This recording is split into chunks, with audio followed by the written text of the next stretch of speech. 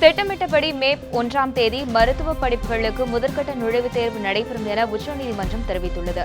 இதுகுறித்த கூடுதல் தகவல்களை நமது செய்தியாளர் நிரஞ்சனிடம் கேட்கலாம். வணக்கம் நிரஞ்சன், மருத்துவ நுழைவுத் தேர்வு குறித்த இன்றைய தீர்ப்பின் விவரம் குறித்து விரிவா சொல்லுங்க நிரஞ்சன். வணக்கம் சரண்யா.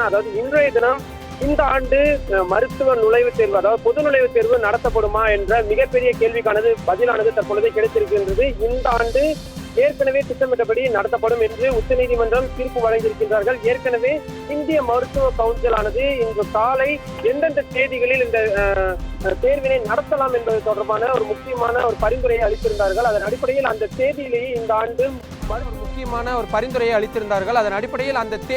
இந்த ஆண்டு மருத்துவ பொது நுழைவுத் தேர்வானது நடத்தப்படவிருக்கின்றது. மே 1ஆம் தேதி முதல் கட்டம், ஃபர்ஸ்ட் பேஸ் என்று சொல்லக்கூடிய முதல் கட்டமாக அந்த தேர்வானது நடத்தப்படவிருக்கின்றது. அதனைத் தொடர்ந்து ஜூலை 24ஆம் தேதி இரண்டாவது கட்டமாகவும், பின்னர் இவை இரண்டையும் சேர்த்து ஆகஸ்ட் 17ஆம் தேதி இந்த தேர்விற்கான முடிவுகள் வெளியிடப்படவிருக்கின்றது சரண்யா. அதன் பின்னர் செப்டம்பர் 30ஆம் தேதிக்குள் இந்த மருத்துவ கல்லூரி மாணவர்கள் சேர்க்கைக்கான அனைத்து விஷயங்களும் நிறைவடைந்துவிடும் என்று தற்பொழுது உச்சநீதிமன்றம் தனது தீர்ப்பில் தெரிவித்திருக்கின்றார்கள். இது தமிழக அரசை பொறுத்தவரை ஒரு மிகப்பெரிய பின்னடைவாக பார்க்கின்றார்கள். ஏனென்றால் தமிழக அரசு இந்த பொது நுழைவுத் தேர்வினை நடத்துவதற்கு மிகப்பெரிய அளவில் ஒரு எதிர்ப்பினை தெரிவித்து வந்தார்கள். காரணம் என்னவென்றால், இந்த 2007ஆம் ஆண்டு தமிழக அரசு ஒரு ஜிஓ என்று சொல்லக்கூடிய அரசாணை வெளியிட்டிருந்தார்கள். அதன் அடிப்படையில் அந்த 2007ஆம் ஆண்டிலிருந்தே தமிழகத்தில் எந்த விதமான நுழைவுத் தேர்வுகளும் நடத்தப்படவில்லை. எனவே எங்களது மாணவர்கள் மன ரீதியாகவும் சரி, கல்வி ரீதியாகவும் சரி அதற்கு தயாராக இல்லை என்று தமிழக அரசின் சார்பாக வாதங்கள் முன்வைக்கப்பட்டது. ஆனாலும் கூட தற்பொழுது அந்த வாதங்கள் அனைத்தும் நிராகரிக்கப்பட்டிருக்கிறது என்றே சொல்லலாம். இந்த ஆண்டு வழக்கம் போல திட்டமிட்டபடி இந்த ஆண்டு அந்த நீட் என்று சொல்லப்படக்கூடிய அந்த மருத்துவ படிப்புக்கான அந்த நுழைவுத் தேர்வானது நடத்தப்படவிருக்கின்றது சரண்யா. இந்த மருத்துவ நுழைவுத் தேர்வுக்கு விலக்கு அளிக்க கோரிய தமிழக அரசின் மனு மீதான உத்தரவு என்ன, பிறப்பிக்கப்பட்ட உத்தரவு என்ன, சொல்லுங்க நிரஞ்சன்.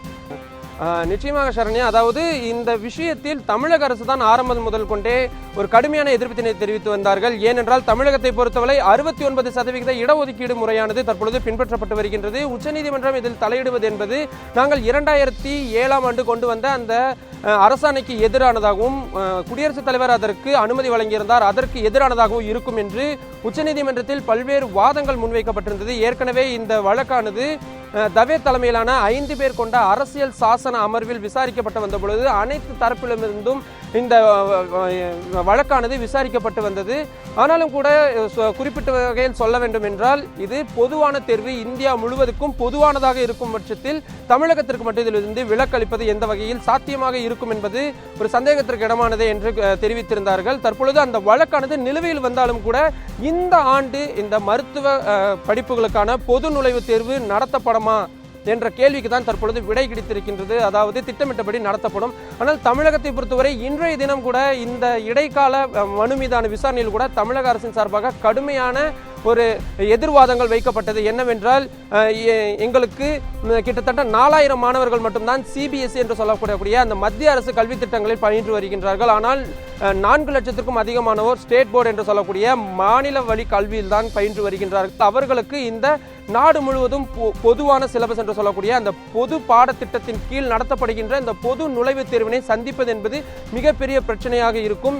இது எங்களது கிராமப்புற மக்களை மிகப்பெரிய அளவில் பாதிக்கும். கிட்டத்தட்ட 4 லட்சத்திற்கும் அதிகமான மாணவர்கள் கடுமையான பாதிக்கப்படக்கூடிய ஒரு சூழ்நிலை இருக்கின்றது. எனவே இதன் காரணமாக இந்த ஆண்டு நடத்துவதற்கு அனுமதி வழங்கக்கூடாது என்று வாதங்கள் முன்வைக்கப்பட்டது. ஆனாலும் கூட அந்த வாதங்கள் தற்பொழுது ஏற்றுக்கொள்ளப்படவில்லை சரண்யா. நிரஞ்சன், உச்சநீதிமன்றத்தின் இத்தகைய உத்தரவுக்கு பிறகு தமிழக அரசுடைய அடுத்த கட்ட நடவடிக்கை என்னவா இருக்கும்னு எதிர்பார்க்கலாம்?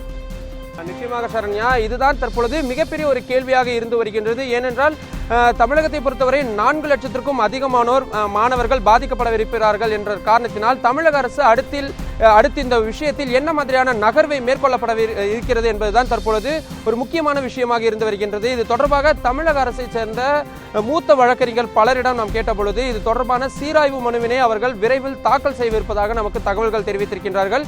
அது நாளைய தினமே அவர்கள் தாக்கல் செய்து உச்சநீதிமன்ற தலைமை நீதிபதியின் முன்பாக இது தொடர்பான ஒரு முக்கியமான கோரிக்கை வைக்கவிருக்கின்றார்கள். ஏனென்றால் இந்த வழக்கானது தவே தலைமையிலான அமர்வு தான் விசாரிக்கப்பட்டு வந்தது. தற்பொழுது தவே தலைமையிலான 3 பேர் அடங்கிய அமர்வு தான் தற்பொழுது விசாரிக்கப்பட்டு வந்திருக்கின்றது. எனவே இதன் காரணமாக நாளைய தினம் உச்சநீதிமன்ற தலைமை நீதிபதி TS தாக்கூர் முன்னிலையில் இது தொடர்பான கோரிக்கையை வைப்பதற்கான மிகப்பெரிய ஒரு வாய்ப்பானது இருந்து வருகின்றது. அப்படி ஒருவேளை வைக்கும் பொழுது இந்த தற்பொழுது உச்சநீதிமன்றம் இன்று வழங்கி இருக்கக்கூடிய இந்த தீர்ப்பிற்கு ஒரு இடைக்கால தடை விதிப்பதற்கான வாய்ப்பும் அதிகமாகவே இருப்பதாகத்தான் தற்பொழுது பார்க்கப்படுகின்றது. ஒருவேளை உச்சநீதிமன்ற தலைமை நீதிபதி மறுத்துவிட்டாலும் கூட சீராய்வு மனுக்கள் விசாரணைக்கு வரும்.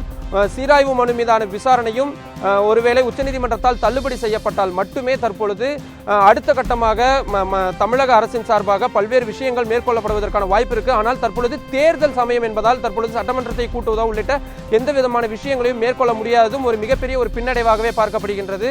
அதே போல தற்பொழுது இதில் அரசியல் ரீதியான எந்த விதமான நகர்வும் செய்ய முடியாத ஒரு சூழ்நிலை ஏற்பட்டிருக்கின்றது. கால விரயமும் கால நேரங்களும் மிகவும் குறைவாகவே இருக்கின்றது. மே 1ஆம் தேதி முதல் கட்டமாக நடைபெறவிருப்பது என்ற காரணத்தினால் தற்பொழுது மிக குறைவான காலமே இருக்கின்றது. எனவே இதில் எந்த வகையில் தற்பொழுது அடுத்த கட்டமாக இதனை நிறுத்துவதற்கான ஒரு விஷயம் என்பது நாம் பொறுத்திருந்தே பார்க்க வேண்டும். ஆனால் தமிழக அரசை பொறுத்தவரை நாளைய தினம் சீராய்வு மனுவினை தாக்கல் செய்து உச்சநீதிமன்ற தலைமை நீதிபதி TS தாக்கூர் முன்னிலையில் இது தொடர்பான கோரிக்கை வைக்கும் பட்சத்தில் இதில் இடைக்கால ஒரு தடையாக இதில் விடுக்கப்படுவதற்கான வாய்ப்பு இருக்கிறது.